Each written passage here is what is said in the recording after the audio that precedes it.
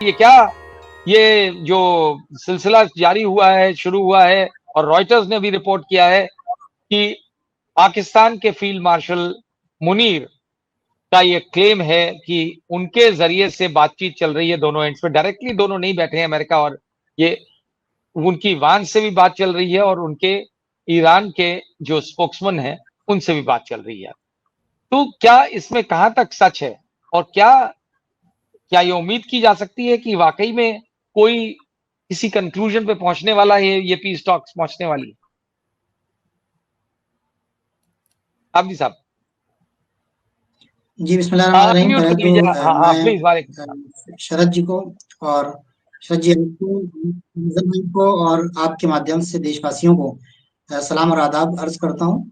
और आपने जो बात की है, ये कोई नई बात नहीं है। इससे पहले भी कई दिनों से ये बातें सुनने में आ रही हैं कि पाकिस्तान जो है वो एक मीडिएटर का रोल अपना रहा है और चाह रहा है कि किसी तरीके से इसराइल, अमेरिका और ईरान के दरमियान एक समझौता किसी तरीके का हो जाए।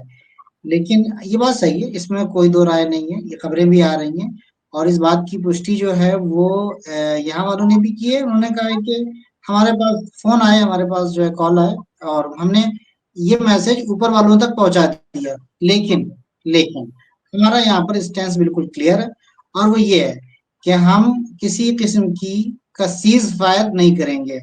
हम जो भी काम करेंगे वो अपनी शर्तों पर करेंगे और जब हम ज़रूरत समझेंगे उस वक़्त हम बात करेंगे। हमारी शर्त ये है कि आप इंश्योर करें कि आइंदा हमारे ऊपर हमला नहीं होगा। इस रीजन में कोई जो है वो क्या कहते हैं फसादात नहीं होंगे, ना क्या कहते हैं अमनी नहीं होगी, सिक्योरिटी का ख्याल रखा जाएगा। उसके बाद फिर हम बात करेंगे। अब सवाल यहाँ पर ये पैदा होता है कि गारंटी कौन देगा शरद जी? सवाल बहुत बड़ा हाँ, सवाल ये है कि ईरान नहीं, अगर पाकिस्तान ईरान मीडिएटर बना है तो गारंटी, ये टर्की या पाकिस्तान या इजिप्ट जिस तरह बता रहे हैं कि वो लोग भी इन्वॉल्व हैं, तो इनमें से अगर कोई गारंटी देता है तो क्या एक्सेप्टेबल होगी चाहे ईरान को? कितनी मजबूत होगी गारंटी? ये गारंटी खुद इस गारंटी की क्या हैसियत होगी? पाकिस्तान की क्या हैसियत है? इजिप्ट की क्या हैसियत है? टर्की जो रोल अपना निभाएगा उसकी क्या हैसियत होगी? ये सारी चीजें देखनी पड़ेंगी। क्या क्या ये इंश्योर पाकिस्तान करेगा कि ट्रंप या अमेरिका उनकी बात मान लेगा आइंदा में, इनकी गारंटी और इनकी इज्जत का ख्याल रख लेगा? क्या इजिप्ट जो मुकम्मल तौर पर इस वक्त डिपेंड है अमेरिकन एड के ऊपर, क्या उसका ख्याल रखेगा, उसकी इज्जत का ख्याल रखेगा अमेरिका? टर्की की बात क्या मानेगा? हालांकि टर्की नेटो का जो है वो एक सदस्य है, लेकिन क्या ये गारंटी है? नहीं है गारंटी अभी तक, मुझे तो नहीं लगता है। और जो या और जो एनालिस्ट हैं और जो एलीट तबका है जो आके अपनी राय रख रहा है, वो सीधे सीधे कह रहा है कि इन कोई भी मीडिएटर मुल्क आ जाए उसकी कोई गारंटी नहीं है। आप देखें कि ओमान से ज्यादा सोफिस्टिकेटेड जो है वो हम, मुझे नहीं लगा कि उनके जो फॉरेन मिनिस्टर हैं बूसादी साहब, उन्होंने ये जिस सारी तरीके ये का सारी देखिए, हम आपको साथ साथ अभी साहब, सॉरी टू इंटरप्ट यू, ये हम आपको बीच बीच में ये दिखाते रहे हैं, जो विजुअल्स वहां के जो तबाही जो मचा रहे हैं इनके इनकी मिसाइल्स, वो भी दिखा रहे हैं। और जी जी ये, जी जी प्लीज कैरी ऑन। ये देखिए जी हाँ। मिसाइल्स ही तो मिसाइल्स। तो उन्होंने जो है वो बीच में मीडिएटर का रोल अपनाया और उसके बाद उन्होंने अफसोस जाहिर किया कि बीच गुफ्तगू में मुज़ाकरात के दौरान आप जाके हमला कर दे रहे हैं, ये बहुत ही अफसोस की बात है। तो अब यहाँ पर सबसे बड़ी बात भरोसे की है। सबसे बड़ी बात हाँ यहाँ पर गारंटी की है कि भरोसे किसके ऊपर किया जाए, गारंटी कौन लेगा? ईरान ने जो प्रपोजल दिया है वो ये है कि हमारे हिसाब से जो गारंटी है कि आइंदा हमारे ऊपर और रीजन के ऊपर किसी किस्म का हमला नहीं होगा, वो ये है कि अमेरिका के सारे बेसिस यहाँ से खत्म हो और अमेरिका यहाँ से जाए। ये हमारा है। और अगर ऐसा नहीं होता है तो अमेरिका जब भी जाएगा, आप देख लें कि सऊदीया के बेस से, यूएई के बेस से, बहरीन के बेस से, कुवैत के बेस से, मुसलसल इन बेसिस से ईरान के ऊपर हमले हो रहे हैं। ये जो कल 4 5 6 अदद जो इनके हेलीकॉप्टर और इनके C-130 गिराए गए हैं, ये सब कुवैत और बगल के ममालिक से हुए थे। परसों जो 2 रेस्क्यू करने के लिए इनके हेलीकॉप्टर्स आए थे, जो डैमेज हुए हैं बुरी तरीके से, ये भागकर कुवैत में उतरे हैं। तो इसका कुवैत में मतलब ये उतरे। हुआ कि एक तो ये कि ये रीजन के जो ममालिक हैं, ये साथ में इनके खड़े हुए हैं और अपने बेसेस और अपना जो है वो एयर स्पेस दे रहे हैं। तो अब फ्यूचर में ये कैसे मुमकिन हो सकता है कि हाँ, ये सीज़ फायर कर ले? सीज़ फायर तो होगा नहीं।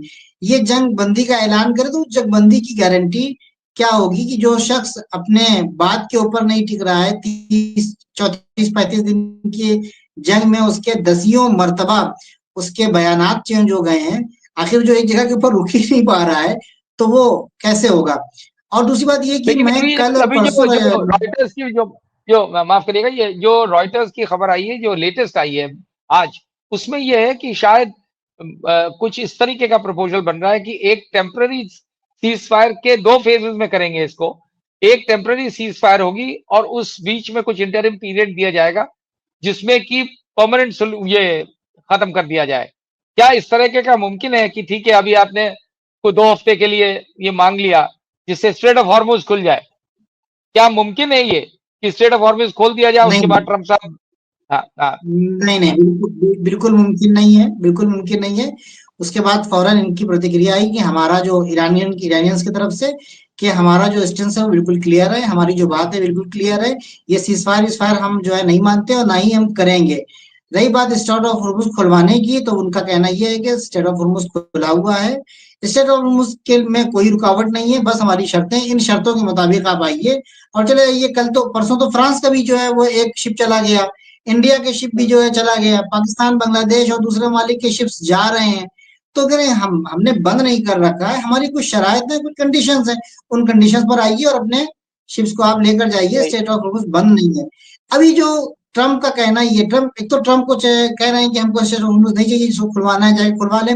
बहुत ही इंटरेस्टिंग यहाँ पर जो मोड़ आ गया है शरद जी, वो ये है कि पहले हाँ, तो उसने गाली दी नेटो को कि नीरो ममालिक जो है हाँ, बहुत ही बुजदिल हैं, फलाने हैं, ऐसे हैं, वैसे हैं, अब हमसे कोई मतलब नहीं, जाके खुलवा ले। अभी नेटो का हाँ, जो रुझान है, ये जो पावर है ना, ये पावर बैलेंस जो है, ये अब पावर ऑर्डर जो है ये अब चेंज होता हुआ नजर आ रहा है।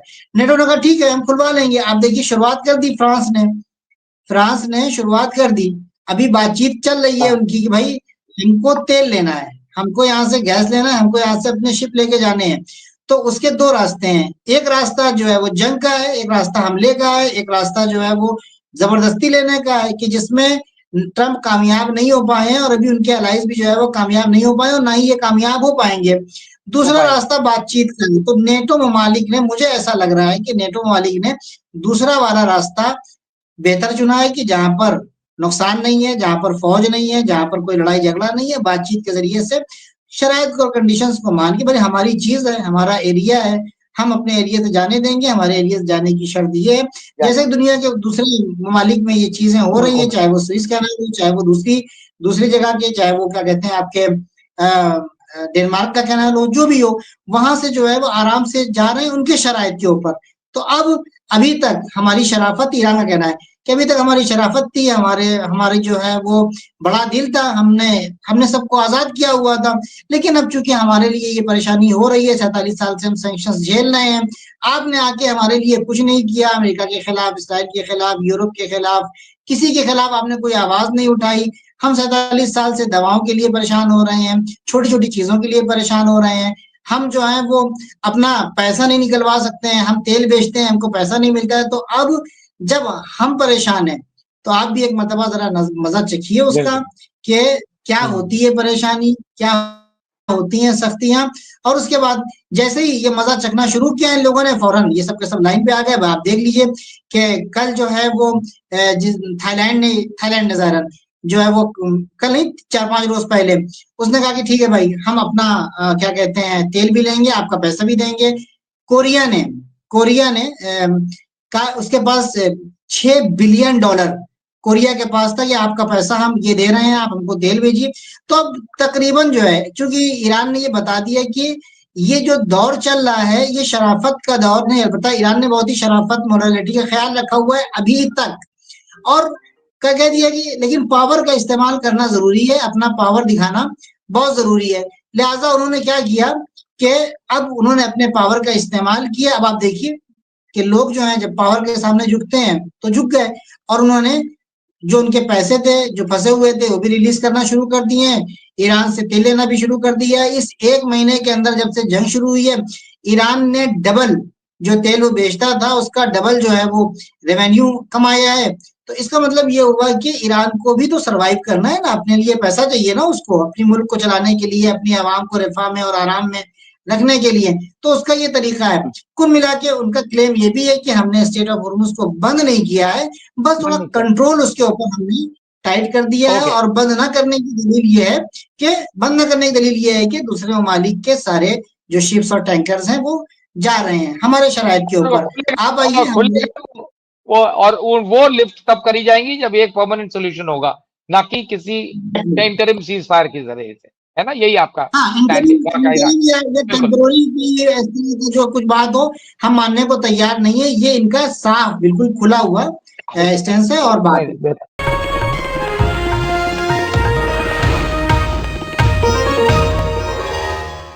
Copyright disclaimer under Section 107 of the Copyright Act 1976. Allowance is made for fair use for purposes such as criticism, comment, news reporting, scholarship, and research. Fair use is a use permitted by copyright statute that might otherwise be infringing.